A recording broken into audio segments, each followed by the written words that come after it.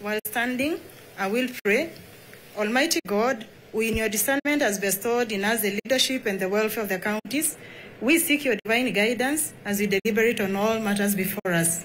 Help us to seek a unity over division, progress over partisanship, and service over self-interest. Grant us wisdom to make decisions that promote peace, prosperity, and unity among our people. Strengthen the bonds of cooperation among our counties that we may foster inclusive development and shared progress. In Jesus' mighty name I pray. Amen. Thank you very much. We can get to our seats.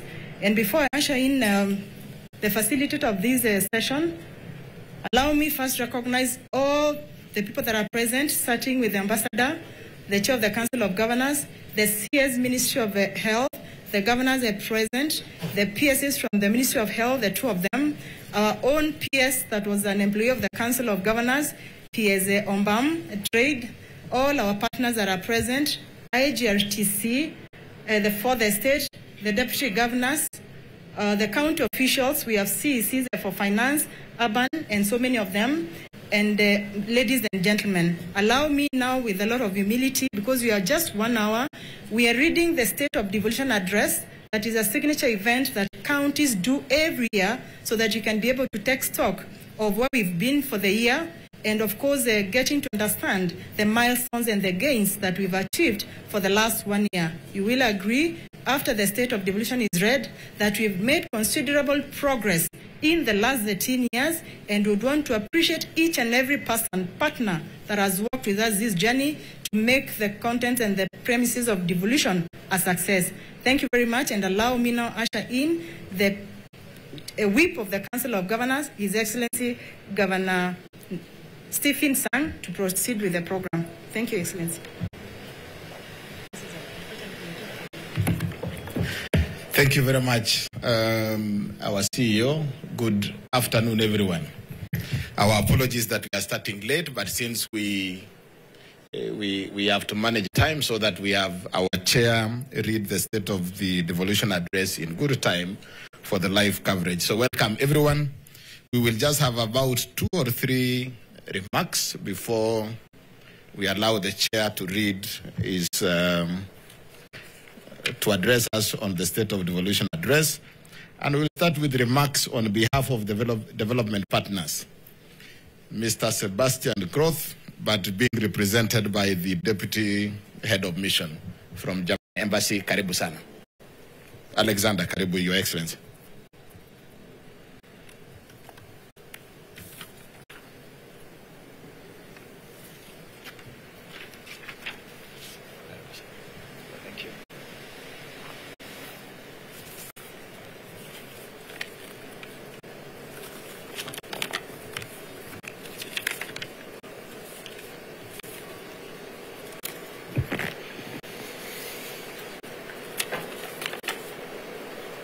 Your Excellency, CS for Health, Excellency, Chairman of the Council of Governors, Excellencies, Governors, PS for Devolution, PS for Trade, Chair of IGRTC, dear partners, dear friends.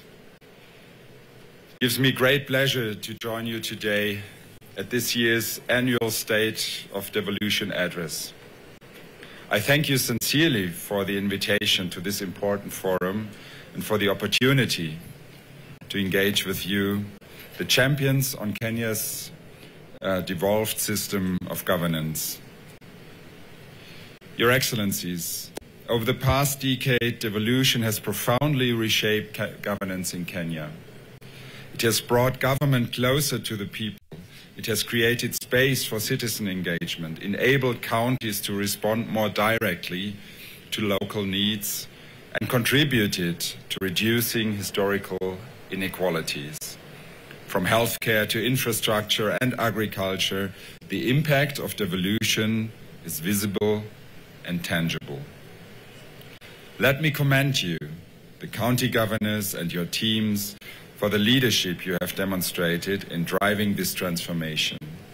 I also wish to applaud the Council of Governors for fulfilling its critical mandate as a unifying voice and coordination body, ensuring that county-level achievements, best practices and lessons learned are not only documented but also shared, scaled and strategically fed into national dialogue and policy processes. In Germany, we look back on a long and rather successful tradition of federal and devolved governance. We know from our own experience that decentralization, when well managed, not only deepens democracy but also strengthens national unity and promotes equitable development. This is why we are pleased to co-chair the Devolution Donor Working Group with UNDP and why devolution remains a central focus of Germany's development cooperation in Kenya. Through our implementation organization GIZ and jointly with the European Union, the German government supports the Strengthening Good Governance program, which is implemented in 15 counties. This program promotes transparency, anti-corruption, sound public financial management, and performance-based service delivery, not as ends in themselves, but as pathways to greater public trust and improved living standards. At the same time, we are also supporting the development of much-needed infrastructure at the county level through our development bank KfW, with programs such as drought resilience in northern Kenya and the financing locally led climate adaptation program. We are helping counties to identify and finance bottom-up solutions to tackle climate change and help local farmers. However, one challenge we are continuously facing is the delayed transfer of funds from the national to the county governments through the county government additional allocation bill. Since the delayed transfer of funds leads to problems in project implementation, additional costs and ultimately the risk of project cancellations, let me ask you for your support in solving this issue. I was informed that the National Treasury is proposing an amendment to the Public Financial Management Act so that funds are developed for development projects will be excluded from the allocation bill and adopted separately. I hope you will support this proposal. Ladies and gentlemen, we strongly believe that devolved governance can fulfill its promise only if institutions are accountable and systems function transparently and efficiently.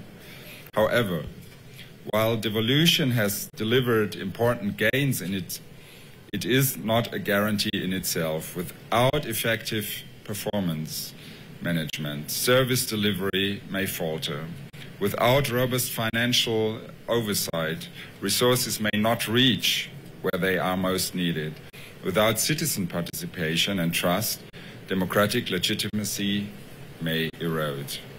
As we take stock of the journey so far and chart the course ahead, let us remember, devolution is not an event. It is a continuous process of building capable, responsive, and trusted institutions. It is about the social contract and the daily work of making government work for the people. It is important to recognize that making it work, truly work, is a joint responsibility that lies with political leadership and institutions. Governors, county assemblies, administrative officers, civil society and development partners all have a role to play in ensuring that devolution delivers on its promise. The demand for accountable, responsive and transparent governance is growing and citizens are watching closely. It is not enough to have plans and frameworks. What matters is the quality of implementation and the integrity of constitutions and those serving those institutions. This moment calls for continued commitment, stronger collaboration and a shared determination to make good governance a lived reality on all levels, at the national level, but also in the counties. Ladies and gentlemen, creating accountable and transparent government institutions serving for good governance on all levels are legitimate core requests of the protesters that we currently see in the streets of so many cities around Kenya. You as county leaders are very close to the lives of those people. Your efforts in this regard will make a difference to those who are aspiring for a better future. Germany sees peaceful protests as an important element of democracy. Vandalism, but also brutal police violence, however, will be harmful to all sides and create a picture of Kenya that is detrimental to business and investments. Allow me once again to express my appreciation for the invitation extended to the German embassy. We are looking forward to this year's Devolution conference that will take place next month in Homa Bay County. The event's theme, For the People, for Prosperity, captures the essence of devolution as it highlights the centrality of the Kenyan people in devolution. The key aim for devolution to foster a better life for the citizens and its strong ambition to achieve a more equitable and just society.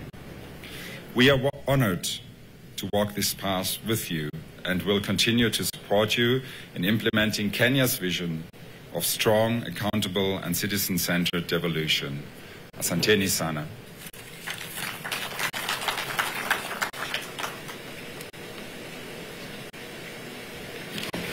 Another round of applause for our development partners.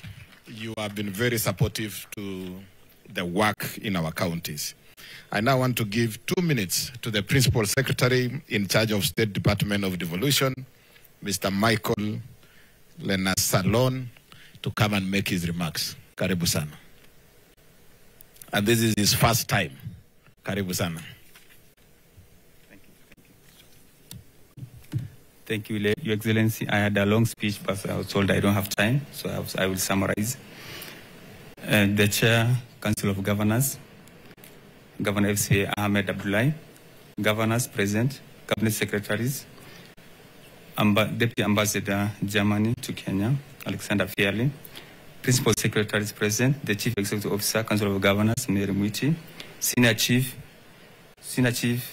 Officers, CECs of county governments, senior officials from the national government, ministries, departments and agencies, development partners, civil society representatives, distinguished guests, ladies and gentlemen, good afternoon.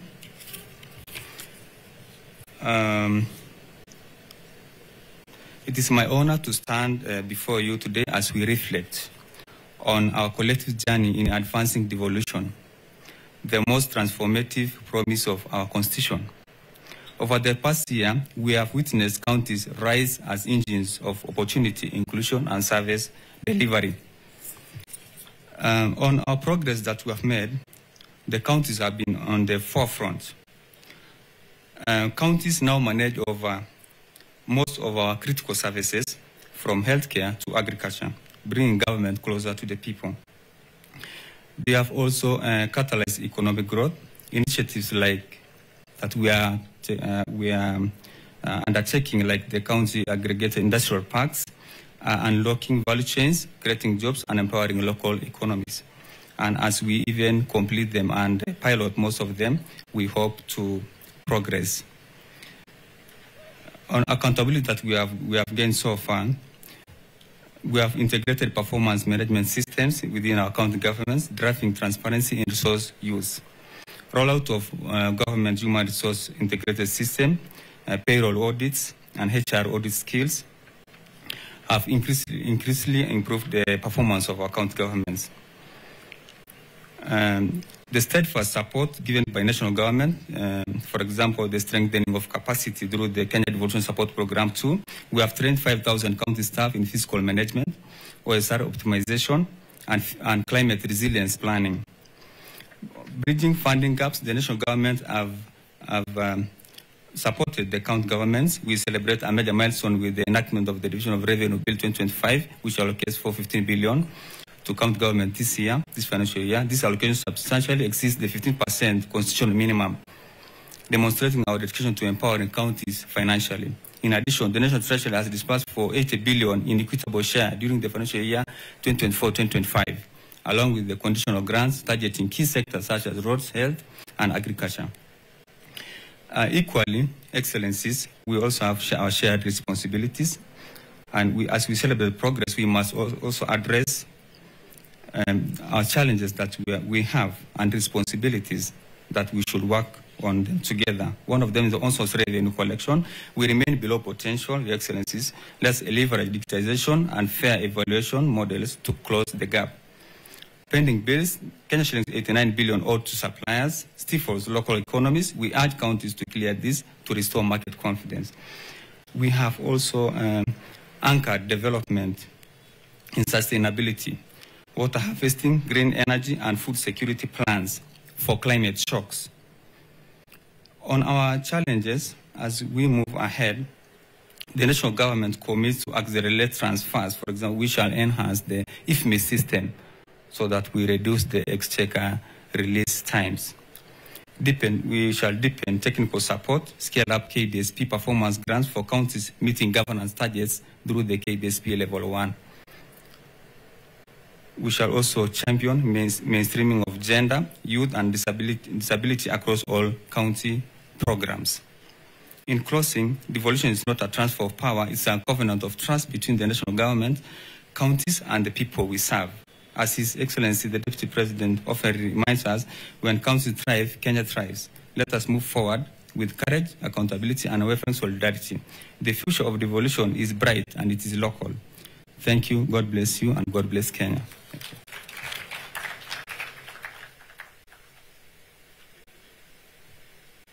So PS, another round of applause to the PS. And the PS, karibu to the Devolution family. We are excited to work with you.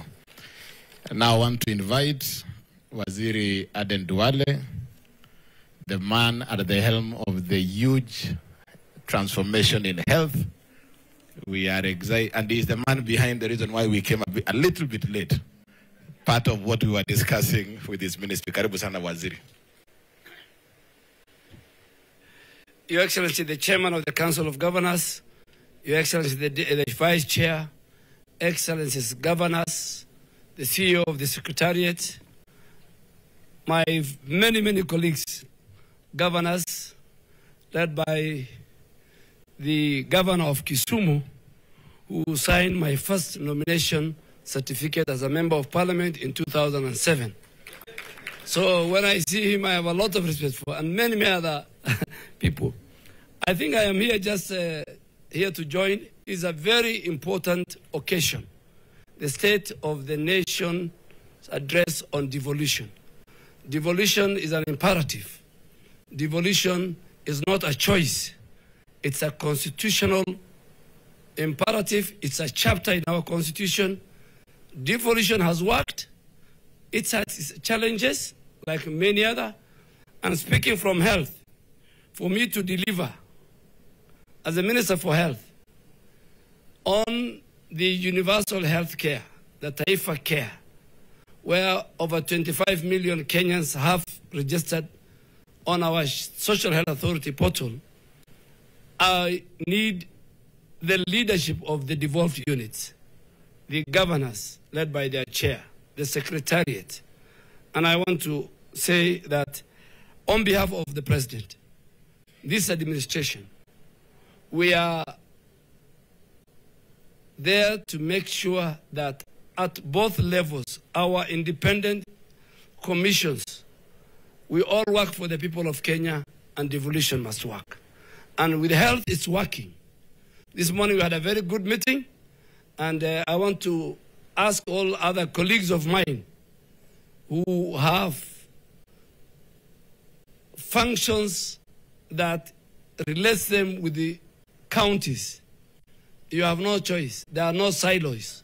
You need to come to Delta House, sit with the leadership, sit with the Secretariat, for us, all of us, to deliver to the people of Kenya. Chairman and Excellencies, thank you very much for the support you have given me personally and my team and my two PSS who are here, and recognize the other PSS. You have given us, our team, immense support, collaboration, partnership to deliver affordable, accessible, and equitable healthcare delivery system that works. Thank you very much.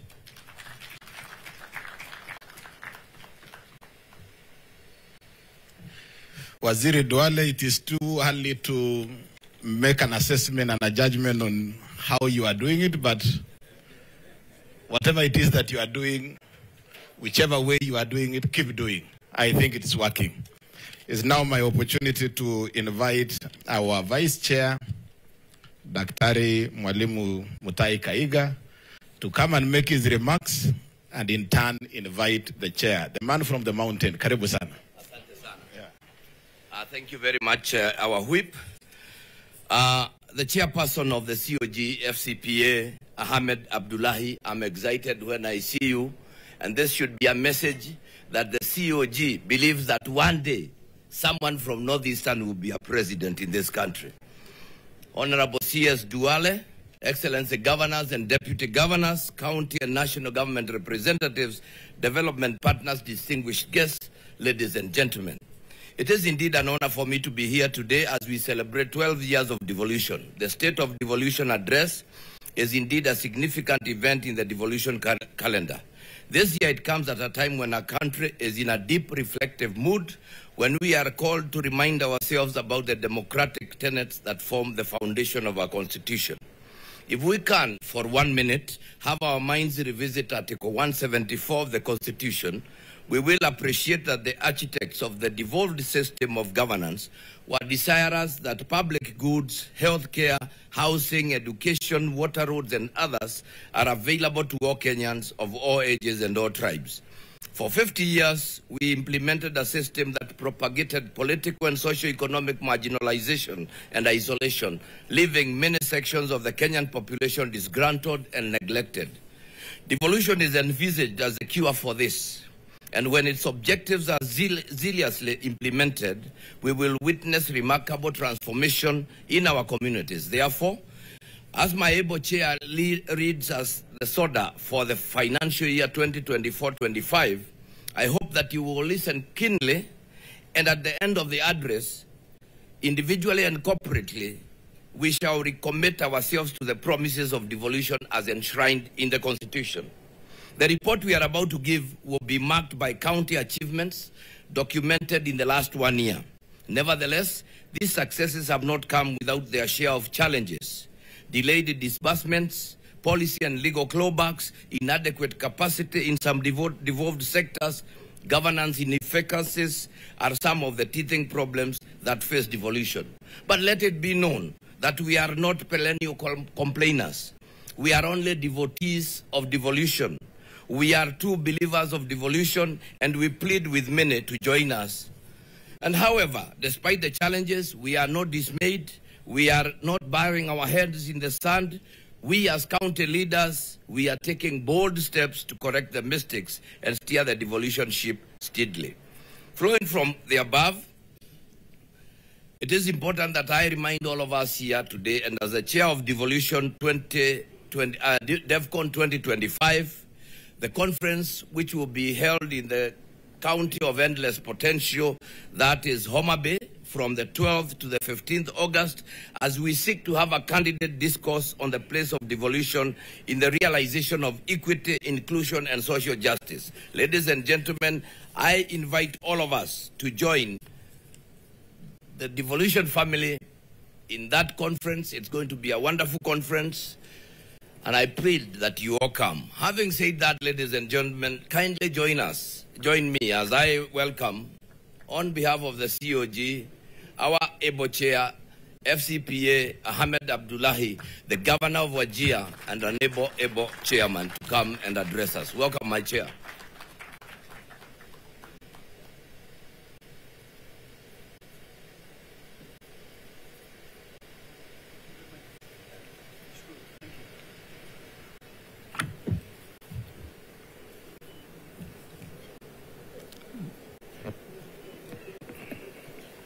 The Vice Chair of the Council of Governors, Excellency Governors here present, our brother the CS for Health, the principal secretaries, CEO of council and staff, development partners, members of the press, fellow Kenyans.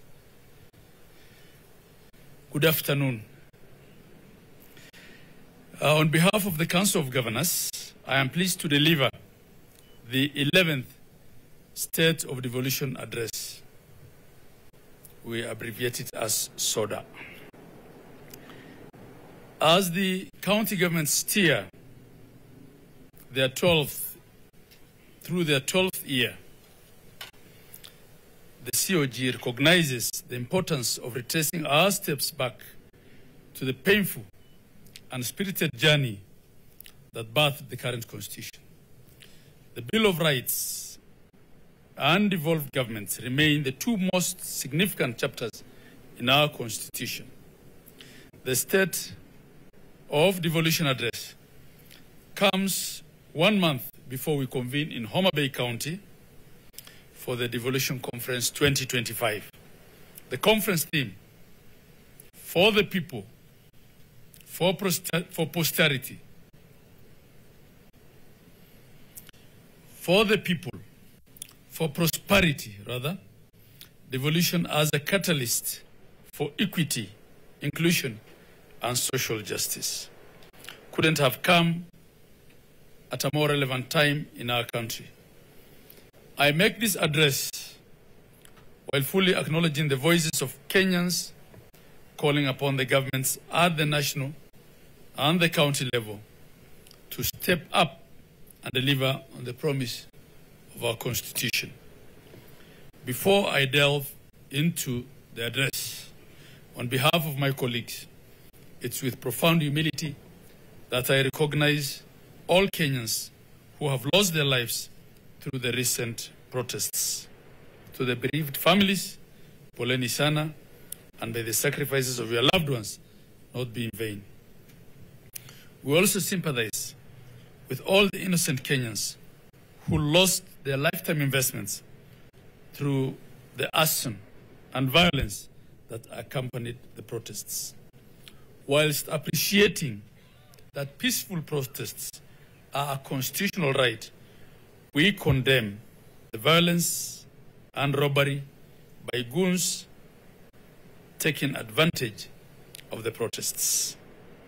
And now, on behalf of the Council of Governors, on behalf of all county governments, I highlight the strides made by the county governments in the financial year 2024-2025. Fellow Kenyans, on finance, in the fiscal year 2024-2025, county governments projected total revenue of 600.69 billion, with Kenya shillings 222.2 billion being 37% allocated to development, and Kenya shillings 378.49 billion, 63% for recurrent expenditure, meeting the legal requirements under the Public Finance Management Act, PFM Act, to allocate at least 30% to development. The revenue was drawn from four main sources: the equitable share, Kenya shillings 418.26 billion, which included arrears from the previous year, additional allocation from the national government and development partners, commonly referred to as conditional grants, was 66.35 billion, on-source revenue projections, including facility improvement funds, was 87.11 billion, and unspent funds from the fiscal year 2023-24 was 28.9 billion shilling. Those are funds that are rolled over. On allocations, as of 30th June 2025, a total of 354.33 billion had been disbursed to county governments as equitable share. However, as I make this address, I confirm that the county governments have received the full equitable share totaling 400.26 billion and 16.27 billion for additional allocations from development partners. During the first 9 months of the fiscal year under review, counties raised 45.91 billion in on-source revenue, achieving 53% of the annual target and improving by 11% from the previous year. Counties such as Tana River, Garissa, and Narok performed particularly well, with Tana River exceeding its annual target by 72%. However, pending bills remained a significant concern.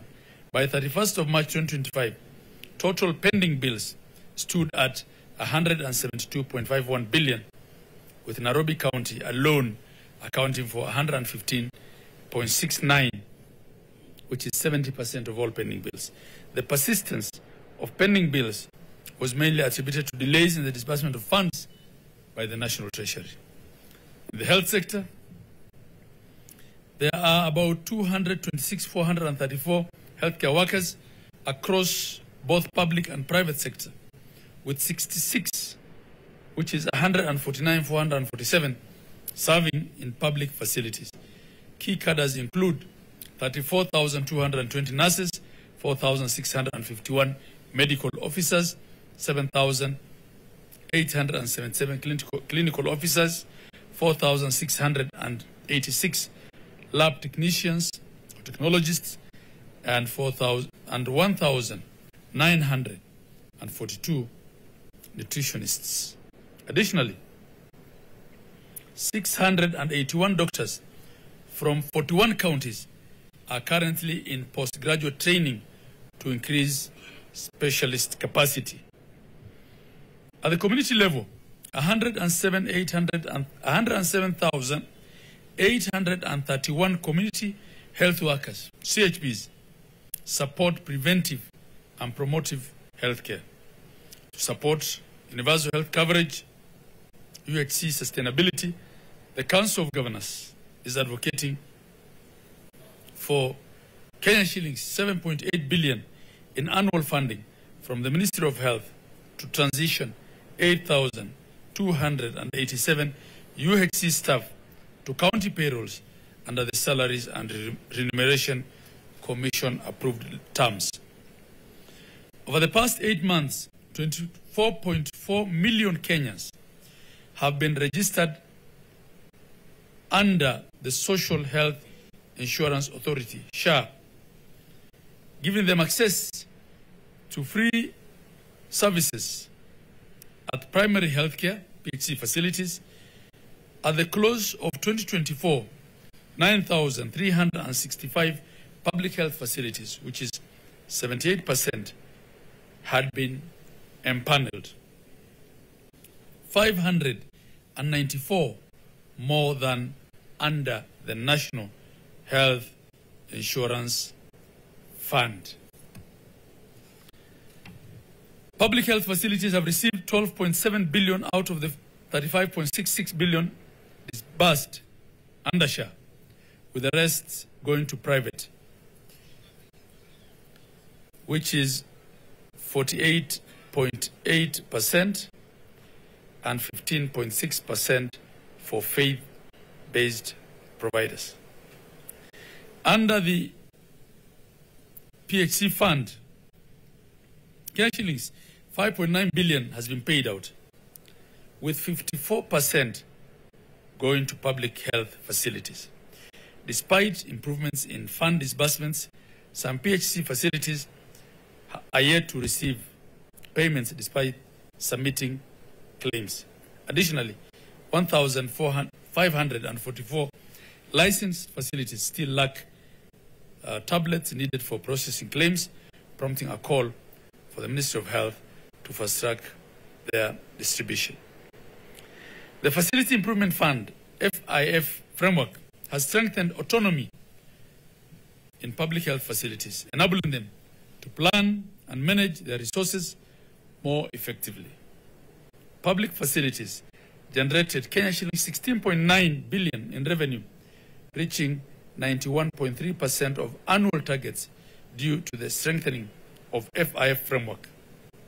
To build capacity, 1,510 healthcare workers in 10 counties have been trained on financial management, FIF implementation, and SHA optimization. These efforts are expected to improve service delivery and financial accountability in the health sector across county governments.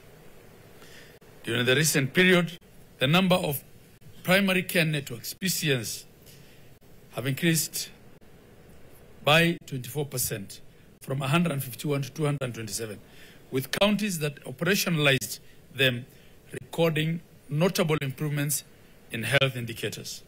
36 counties regularly paid stipends to CHPs, and 91% of all CHPs, which is 98,780, visited about 4.1 million households, reporting on key indicators and supporting SHA registration for informal sector workers. The Danida PHC program, public health care program, disbursed Kenya shillings 448.7 million to support level 2 and level 3 facilities and community level interventions, with 45 counties receiving on-site technical support. In terms of service coverage, respiratory illnesses accounted for 22.4% of all reported cases. Antenatal care coverage declined slightly to 53.82%, while skilled birth attendance remained high at 89%. Neonatal mortality improved, dropping from 10 to 9 deaths per 1,000 live births, and modern contraceptive prevalence held steady at 58.7%. County governments have advanced the health digitization agenda by receiving 8,316 tablets to support digital health information systems, patient registration, and claims processing. In oxygen infrastructure, there are 75 pressure swing absorptions, PSA plants, in place, with 59 currently operational and 86 of public health facilities equipped with oxygen concentrators to maintain a steady oxygen supply. Following the expiry of the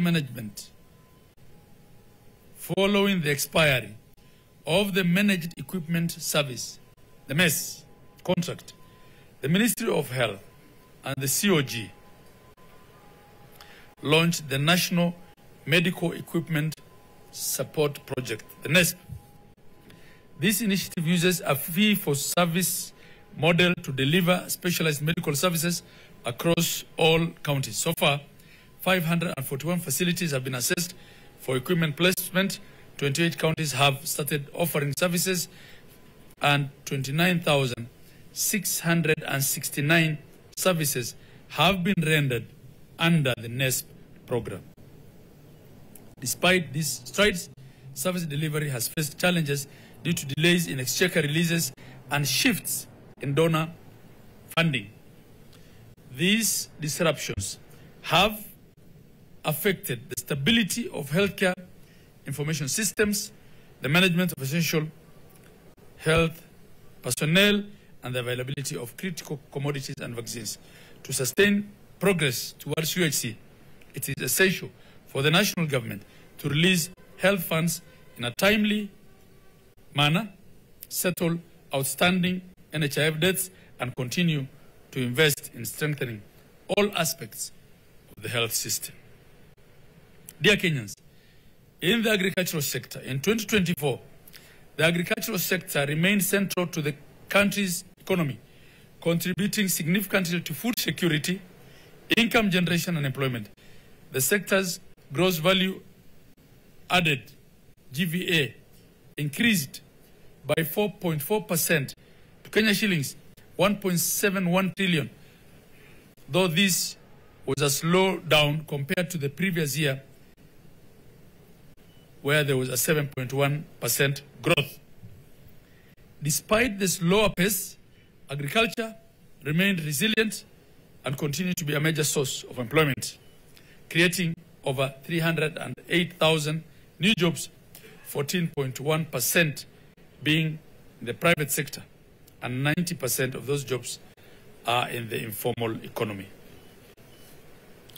Marketed agricultural earnings rose by 7.2% to Kenya shillings 690 billion, driven by strong performance in key value chains. Livestock earnings grew by 17.2%, while crop earnings rose by 2.7%. Notable gains were seen in sugarcane, which increased by 68.7%, milk deliveries by 12%, coffee exports by 48.6%, and avocado production by an increase of 34%. This was supported by initiatives like the bottom-up economic transformation agenda, better, which focused on those sectors. Investments in mechanization and livestock health increased, with the tractor fleet growing and livestock vaccinations nearly doubling. Artificial insemination services and milk cooling infrastructure saw major improvements as well. Additionally, infrastructure for the hay and grain storage expanded, and genetically improved initiatives. Genetic improvements initiatives such as chick and breeding stock distribution progressed as well. Farmer training and extension services were also significantly scaled up, with over 102,000 farmers trained and advisory coverage extending to over 6.5 million farmers, reflecting the strong county-led and county-level commitment to boosting agricultural capacity and resilience. However, challenges persist. Maize production declined slightly. Horticultural exports dropped by 14.1% in volume, resulting in Kenya shillings 20 billion income loss, and agricultural credit grew only marginally. The Agriculture Orientation Index also declined, indicating a need for better alignment between the government spending and the sector priorities. On arid and semi-arid land and disaster risk management, DRM, in 2024-2025 fiscal year, counties in Kenya experienced a marked reduction in disaster impacts compared to the previous year. Fatalities from disasters declined by 59%, injuries fell by 64%, and displacement camps decreased significantly. Infrastructure damage also declined. Affected schools dropped from 82%, damaged health facilities by 41%, and wash facility damages dropped by 87%. Agricultural losses were substantially minimized. A 97% decrease in destroyed crop acreage and a 59% reduction in livestock losses. The need for emergency relief diminished, with only 7,948 households assisted compared to over 51,000 the previous year, reflecting lower incidence of disasters. Institutional capacity for disaster risk management also improved. The number of counties with enacted DRM acts increased from 29 to 37, while those with DRM policies and emergency plans also grew. More counties allocated at least 2% of their budgets to emergency funds, and functional disaster management directorates rose to 43 out of the 47. Post-disaster livestock vaccinations also nearly doubled, indicating better preparedness and response. Moving forward, counties aim to strengthen enforcement of DRM laws, integrate risk management into their budgeting, operationalize early warning to early action using real-time data from the relevant agencies, and also improve fire departments' capacity through standardized equipment and inter-county procurement. Dear Kenyans, in the lands, housing and urban development sector, county governments have made steady progress in spatial planning by preparing and approving various physical and land use development plans to shape urban and county growths. As of the reporting period, 19 counties had approved county special plans, with Muranga being the latest addition. 8 more have submitted their plans for approval, while 6 are in the early stages of analysis. These plans are designed to align special development with each county's broader development agenda and urban needs. In parallel, efforts to digitalize land records and processes have continued, with 5 more counties, Makueni, Homa Bay, Kitui, Narok, and Machakos, adopting the County Land Information Management